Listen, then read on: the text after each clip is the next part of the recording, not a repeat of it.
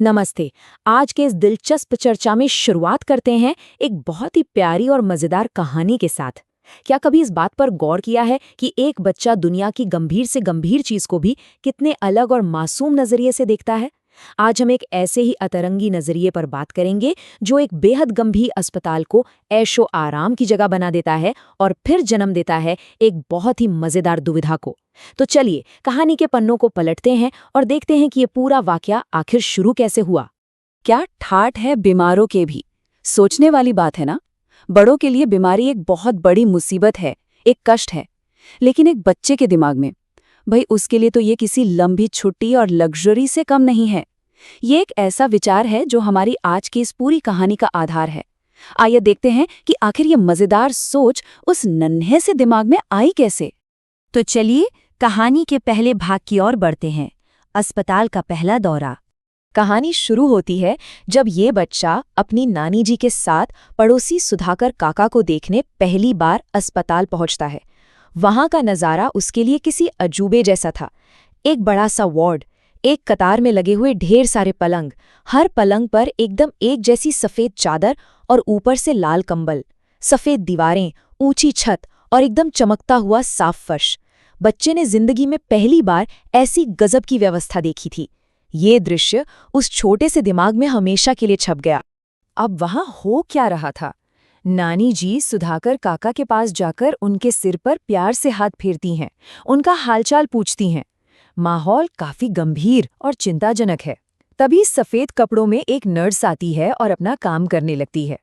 बड़ों के नजरिए से देखें तो ये तनाव वाली बात है, लेकिन वो बच्चा, वो इस पूरी घटना को बिल्कुल अलग ही चश्मे से देख रहा था। और यहीं से शुरू होती है हमारी कहानी का दूसरा भाग, एक गलत फहमी, बीमारी या ऐशो आराम। ये विरोधाभास बहुत ही मजेदार है। एक तरफ अस्पताल की कठोर सच्चाई, दवाइयाँ, कमजोरी और लाचारी, लेकिन दूसरी तरफ बच्चे का वो अनोखा नजरिया। बच्चे को लग रहा है कि सुधाकर काका तो फुल मजे कर रहे हैं, कोई काम नहीं करना, आराम से साफ सुथरे बिस्तर पर लेटे रहना और सबसे बढ़कर साबूदाने की मीठी मीठी खीर खाना।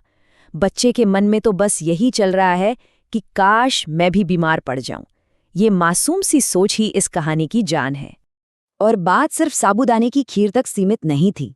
उस बच्चे ने क्या क्या नोटिस किया? बड़ी बड़ी खिड़कियां, बाहर झूमते हरे हरे पेड़, न बाहर की ट्रैफिक का कोई शोरगुल, न धूल मिट्टी, और सबसे कमाल की बात, ना कोई मच्छर न मक्खी, बस लोगों की धीरे धीरे बात करने की एक सुकून भरी गुनगुनाहट। कुल मिलाकर बच्चे के लिए वो अस्पताल एक शांत और स्वर्ग जैसी जगह बन गया था, जहां जिंदगी की कोई परेशानी नहीं थी। कुछ दिन बीतते हैं और फिर आता है कहानी का तीसरा भाग, होमवर्क की दुविधा।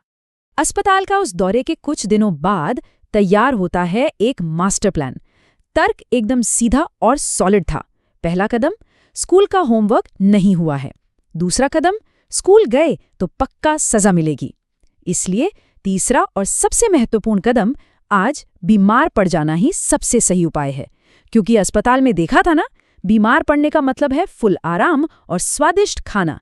तो भाई पूरी योजना तैयार थी, प्लान बन चुका था। तो चलिए बढ़ते हैं चौथे भाग की तरफ, बीमारी का नाटक। सुबह हुई और बच्चा अपनी रजाई से टस से मस नहीं हुआ। जब नानी जी उठाने आईं तो अपने सुरक्षित रजाई के किले के अंदर से ही ऐलान कर दिया गया कि आज तो बीमारी आ गई है।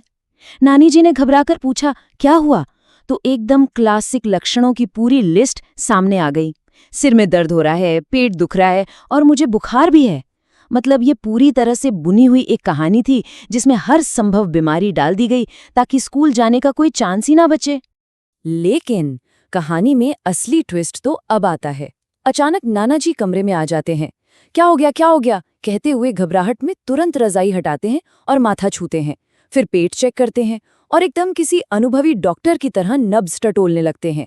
इसी बीच नानी जी भी वहीं आ जाती हैं। अब उस बच्चे की हालत का अंदाजा लगाना मुश्किल नहीं है। जो बच्चा आराम से रजाई में लेटा अस्पताल के ठाट बाट और साबूदाने की खीर के सपने देख रहा था, वो अचानक से एक सघन मेडिकल जांच के बीच घिर गया। तो अब सबसे बड़ा सवाल यहीं खड़ा होता है, क्या नाना जी की इस मेडिकल जांच से उस मास्टर प्लान का भंडाफोड़ हो जाएगा? बचपन में होमवर्क से बचने के लिए ऐसे बहाने बनाना और फिर पकड़े जाने की वो धक-धक, ये एक ऐसा मजेदार अनुभव है जिसे शायद कभी ना कभी हम सबने महसूस किया है। जैसे ही नानाजी नब्ज पकड़ते हैं, उस छोटे से मन में क्या तूफान चल रहा होगा, ये सोचना ही अपने आप में गुदगुदाता है। सोचने वाली बात यह है कि क्या बच्चों की ये मासूमियत और दुनिया को देखने का उनका ये अतरंगी नजरिया हमें जिंदगी की छोटी छोटी चीजों में एक अलग ही खुशी ढूंढना नहीं सिखाता? आज की इस दिलचस्प चर्चा में शामिल होने के लिए बहुत बहुत शुक्रिया। फिर मिलेंगे एक ऐसे ही नए और रोचक विश्लेषण के साथ।